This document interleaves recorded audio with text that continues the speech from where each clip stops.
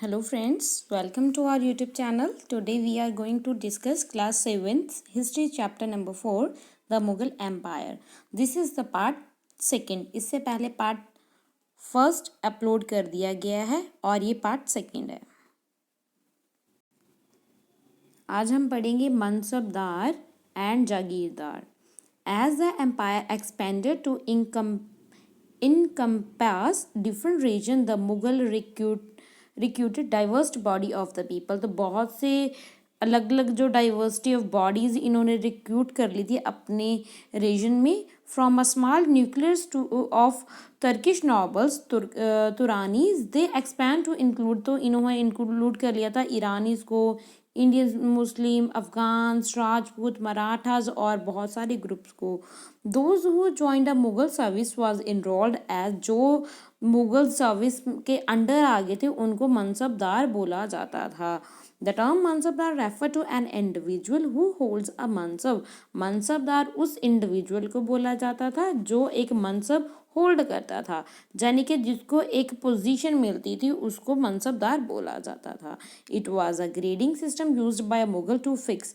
तो ये एक ग्रेडिंग सिस्टम थी जो मुगल्स ने शुरू की थी, जो फिक्स करती थी रैंक, सैलरी और military responsibilities. Rank and salary were determined by the numerical value called a zat. तो ये जो रैंक एंड सैलरी डिटरमाइन होती थी वो एक न्यूमेरिकल वैल्यू के ज़रिए होती थी जिसको ज़ात बोलते थे. द हायर ज़ात, जिसकी ज़्यादा हायर ज़ात होती थी, the more prestigious was the nobles position in the court and the larger he salary. जितनी ज़्यादा उसकी ज़ात होगी और जितनी उतना ही उसकी बड़ी पोजीशन होगी और उतनी ही ज़्यादा उसकी सैलरी होगी. The mansabdars military responsibilities required him to maintain a specified number of a sawar और a cavalryman. The Mansabdar brought his cavalrymen for review, got them registered, their horses branded and then received money to pay them as a salary. जो मनसबदार होता था वो cavalry man से review लेता था और उसको रजिस्टर कर लेता था कितने उसके पास हॉर्सेज हैं, कितनी उनको पैसे चाहिए एज अ सैलरी, सब कुछ वो रिकॉर्ड रखता था mansabdar. Mansabdar received their salary. Mansabdar को सैलरी कैसे रिसीव करता था मनसबदार सैलरी? वो as a revenue assignments called a jagir. जो रिवेन्यू होते थे किसी लैंड के ऊपर जो टैक्स लगा होता था उसके जरिए, जिसको जागीर्स बोला जाता था. विच वर अ समवट लाइक अ इक्ता, जो एक इक्ता के तरह ही था, जैसे कि पहले पढ़ चुके हैं हम इक्ता के बारे में.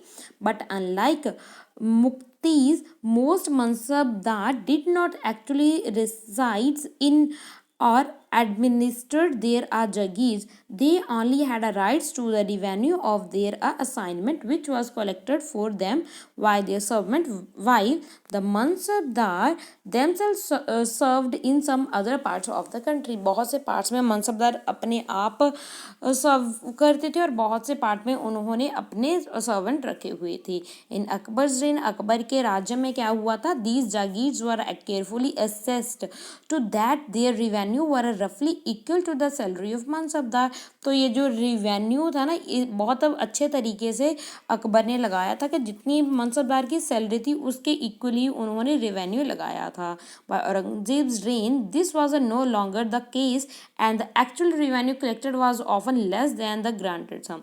मगर औरंगजेब ने इसके उल्ट किया था. उन्होंने जितना वो कलेक्शन करते थे वो उसको कम दिया जाता था, जिनकी सैलरी कम थी. अकबर में इक्वल थी, जितनी वो रिवेन्यू कलेक्ट करते थे उतनी ही वो मनसबदार को सैलरी देते थे. मगर जो औरंगजेब थे उन्होंने कलेक्शन तो वो ज़्यादा करते थे मगर दिया कम जाता था उनको. There were also a huge increase in the number of mansabdar. बहुत ज़्यादा मनसबदार इंक्रीज हो गए थे. विच मेंट अ लॉन्ग वेट, तो उनको बहुत ज़्यादा लंबे समय तक वेट करनी पड़ती थी. बिफोर दे रिसीव्ड आ जागीर, क्या उससे पहले कि उनको कोई जागीर मिले. These and other factors created a shortage in the number of jagir, जिसके कारण बहुत सी जागीर्स की शॉर्टेज मिलने लगी। As a result many jagirdar try to extract as much revenue as possible why they had as a jagir. तो वो क्या करते थे, तो वो अपने ही लेवल पे रिवेन्यू वगैरह जो कलेक्ट करना जितना भी संभव हो सकता था वो कलेक्ट करने की कोशिश करती थी। Aurangzeb was unable to control these developments in the last year of his reign. जो ये मनसबदार इतने ज़्यादा बढ़ रहे थे, ये इनके ऊपर कंट्रोल वो नहीं कर पाए थे लास्ट ईयर्स में औरंगजेब, और ये अपने रेन के लास्ट ईयर में। And the peasantry therefore suffer tremendously, जिसकी वजह से जो पीजेंट्स हैं यानी कि किसान हैं उनको बहुत ज़्यादा सहना पड़ा, क्योंकि ये जो मनसबदार हैं ये उन अपनी सैलरी निकलवाने के लिए उनके ऊपर थोड़ी सी ज्यादती करते थे। उसके बाद आते हैं ज़ब्त और जिमीदार। The main source of income available of Mughal rulers was a tax on the produce of the peasantry. In most places, peasants paid tax through the ruler elite. जो रूलर के इलाइट्स होते हैं जिस कोई हेडमैन होता है, जो local चीफ्टन होता है, उनके थ्रू वो टैक्स पे करते थे, पीजेंट्स होते थे जो। The Mughal used one term, तो जो मुगल्स है उनके लिए एक टर्म यूज करते थे जिसको जिमीदार बोला जाता है, to describe all the intermediaries where they were a local headman of the villages और पावरफुल चीफ जो कि एक विचोलिए का काम करता था पीजेंट्स और किंग के बीच में, यानी कि वो सारा पैसा इकट्ठा करके पीजेंट से वो राजा को दिया करता था। ओके, जिम्मेदार बोलते हैं जिसको हम। अकबर रिवेन्यू मिनिस्टर, अकबर का एक रिवेन्यू मिनिस्टर था जिसका नाम था Todarmal. Carried out a careful survey of the crop yield, वो बहुत देखता था भी कितनी उपज हुई है फसल की।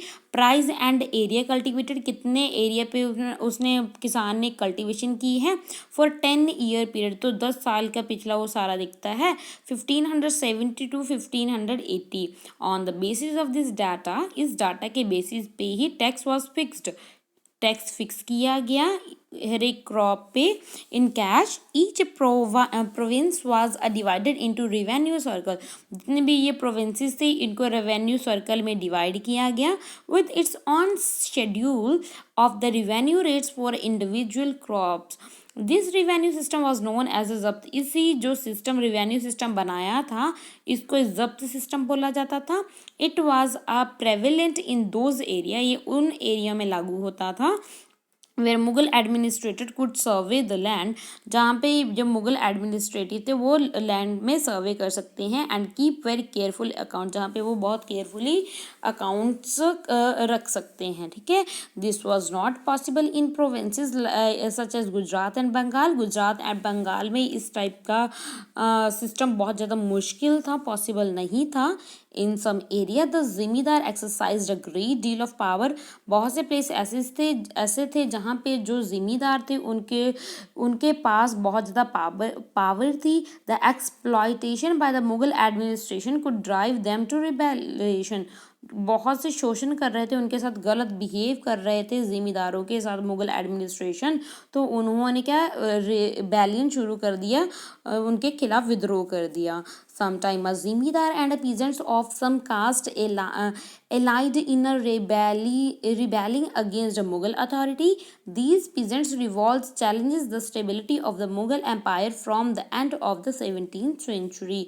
तो sometime हमें ऐसा भी देखने को मिलता है जो जिमीदार हैं और peasants हैं, सेम कास्ट और एलाइट से बिलोंग करते हैं, उन्होंने भी मुगल अथॉरिटी के अगेंस्ट रिबेलियन शुरू कर दिया। ये जो पीजेंट थे जिन्होंने रिवोल्ट किया था, चैलेंज द स्टेबिलिटी, इन्होंने चैलेंज कर दिया था मुगल एम्पायर की स्टेबिलिटी को, और एंड ऑफ 17th सेंचुरी में हमें ये सब कुछ देखने को मिलता है।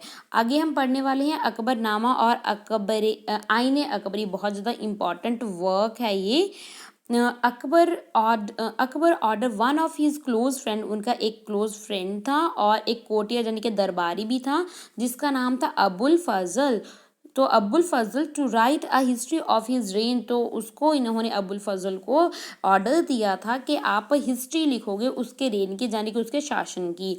Abul Fazal wrote a 3 volume history of Akbar reign, तो उन्होंने 3 वॉल्यूम में इसको पब्लिश करवाया था, जो भी उन्होंने हिस्ट्री लिखी थी। टाइटल अकबरनामा, उसका टाइटल क्या रखा था, अकबरनामा। द फर्स्ट वॉल्यूम में क्या बताया गया है? First volume dealt with Akbar's ancestors and the second volume recorded the events of Akbar's reign. तो जो फर्स्ट वॉल्यूम था उसमें बताया गया है अकबर के इंसेस्टर, उनके पूर्वजों के बारे में, और सेकेंड वॉल्यूम में अकबर के राज के बारे में बताया गया है।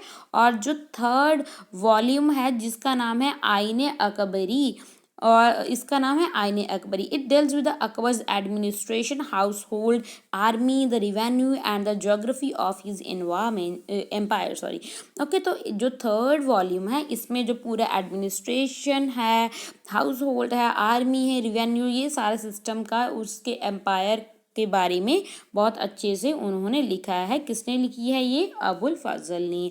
It also provides rich detail about the tradition and culture of the people living in India.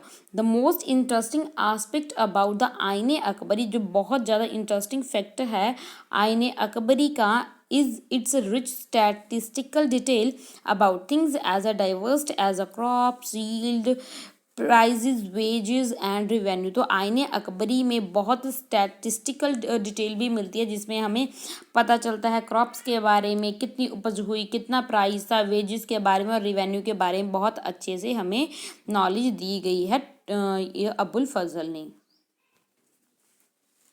A closer look Akbar's policies, Akbar की पॉलिसीज के बारे में देखेंगे अब हम।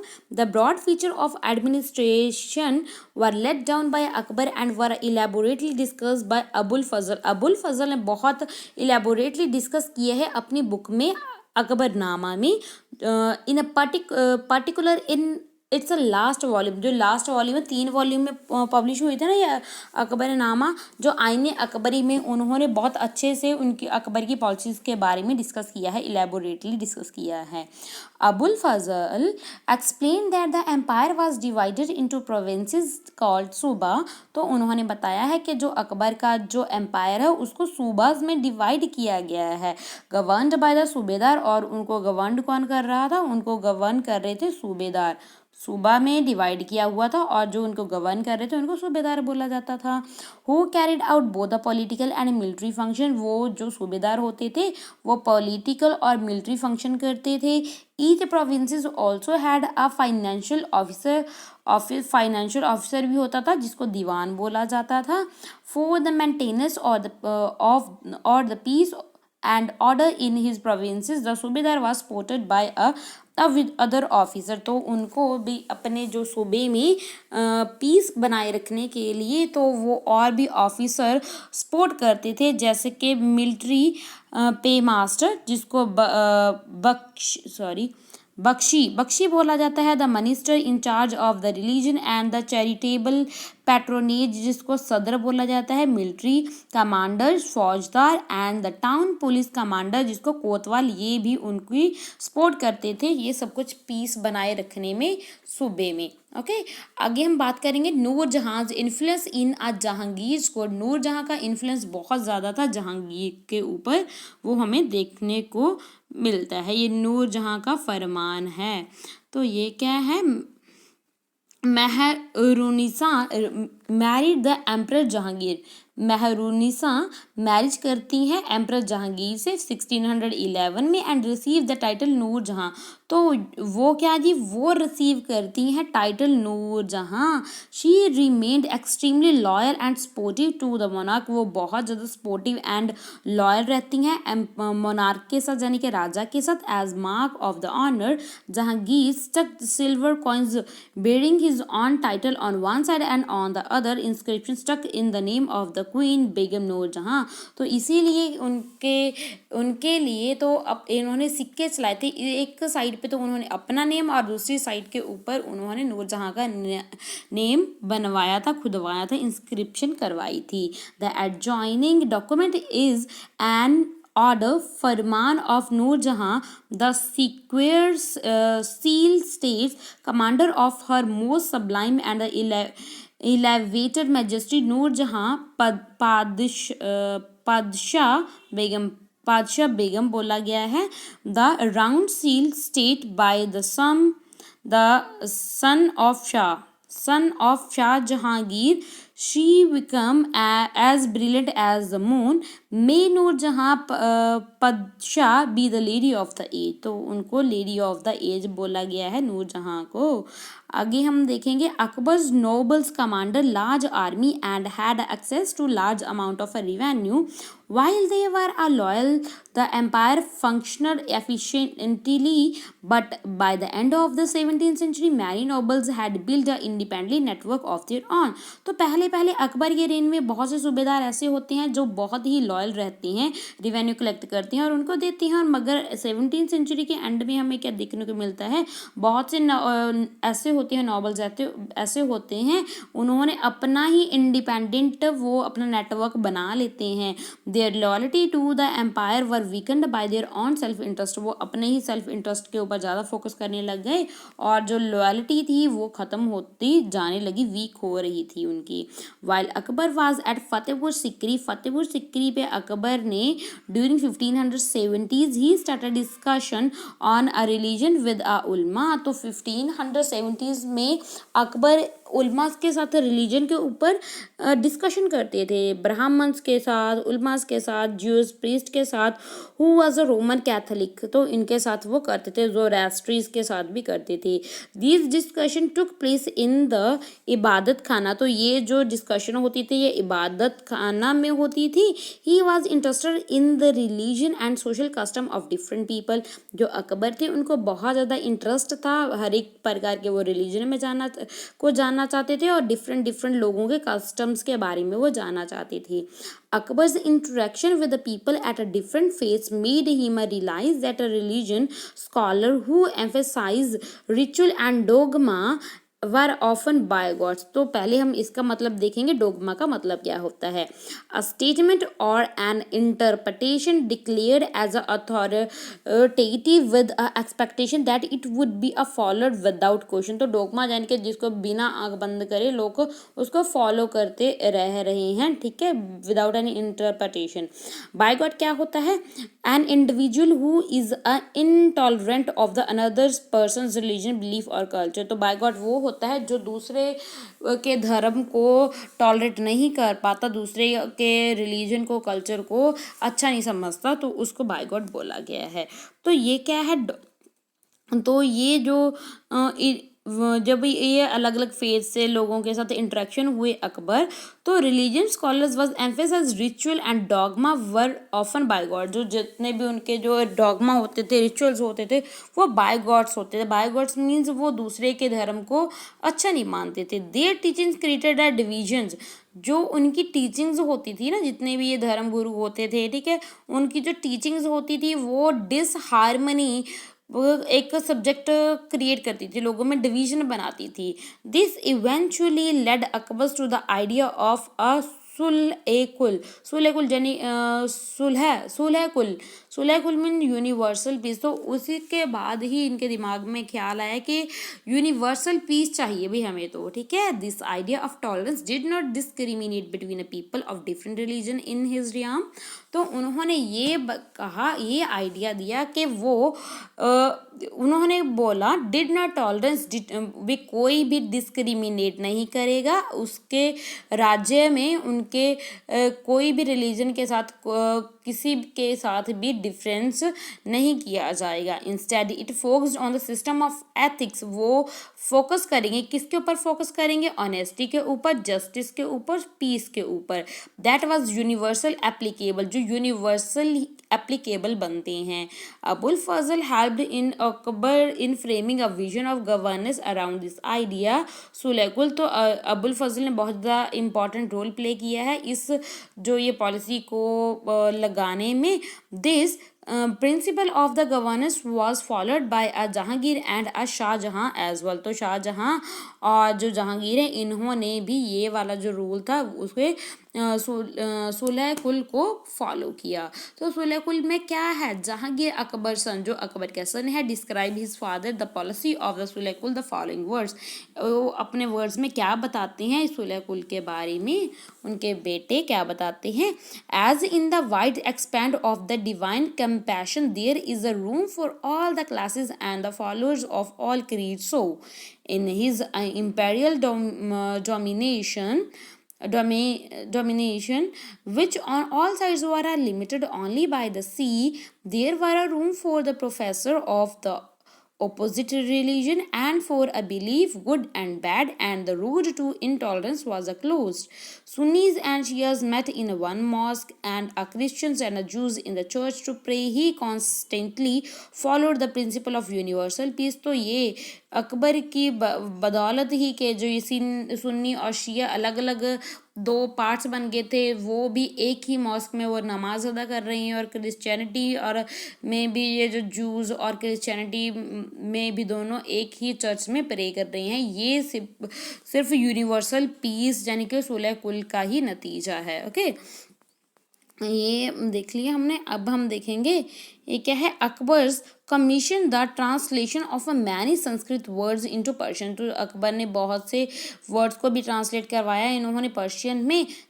अब मकतब खाना और translation bureau was also establish at a Fatehpur Sikri for this purpose. Fatehpur Sikri में उन्होंने इस ट्रांसलेशन के मकसद के लिए एक ब्यूरो भी उन्होंने रखी।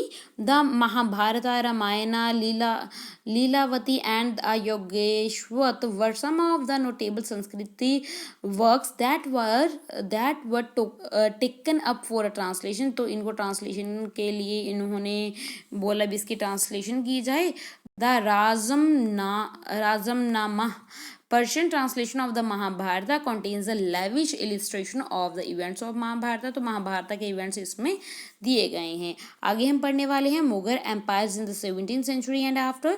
17th सेंचुरी के बाद में मुगल एम्पायर के बारे में हम डिस्कस करेंगे। The administration and the military efficiency of the Mughal empire led to great economic and commercial prosperity. तो एडमिनिस्ट्रेशन एंड मिलिट्री एफिशिएंसी हो गई थी किसके, मुगल एम्पायर में, और ग्रेट इकोनॉमिकल और कमर्शियल प्रॉस्पेरिटी भी हमें देखने को मिलती है मुगल एम्पायर में। International traveller describe it as the fable land of the wealth. तो जो इंटरनेशनल ट्रैवलर आए थे, ट्रैवलिंग पे आए थे जितने भी, वो डिस्क्राइब करते हैं कि वो एक वेल्थ का प्लेस बन गया था मुगल के समय में। But these some visitor were also, तो बहुत से ऐसे भी विजिटर्स हैं जिन्होंने पॉवर्टी को भी दिखाया है। That exist side by side with a greatest opulence, जिसमें बहुत से ने तो वेल्थ के बारे में भी बताया है और बहुत से ने गरीबी के बारे में भी बताया कि गरीबी भी बहुत थी। The inequality were the glaring documents from the 20th year of the Shahjahan reign. Shahjahan के रेन से जो डॉक्यूमेंट्स मिले हैं informs us that the highest ranking mansabdar, जो सबसे हाई रैंकिंग थी जो मनसबदार थे वो वर ओनली, वो उनकी गिनती कितनी थी 445 in number out of the total of 8000 में से 445 वो मनसबदार थे। दिस स्मॉल नंबर, ये थोड़ा सा नंबर था, और ये इनके पास 5.6% of the total number of the mansabdar. तो ये स्मॉल नंबर है और 5.6% है उनका टोटल मनसबदार का ही, ये उनके पास ही था। ये रिसीव करते थे 61.5% of the total estimate revenue. ये जो 5.6 हैं ये 61.5 जो रिवेन्यू यही कलेक्ट करते थे। and total estimated revenue and of the empire as a salaries for themselves and their troops। जितने भी ये इतनी ज़्यादा क्यों वो कलेक्ट करते थे, टैक्स रिवेन्यू कलेक्ट क्यों करते थे, अपनी सैलरीज के लिए, और जो इनके ट्रूप्स हैं उनके लिए सैलरी देने के लिए ये टैक्स कलेक्ट करते थे। The Mughal emperors and their mansabdar spend a great deal of their income on salary and goods. जो मुगल्स थे उन्होंने बहुत ज़्यादा पैसा खर्च किया है मनसबदार के ऊपर खर्च करने के लिए और उनकी सैलरी और उनके सामान के लिए।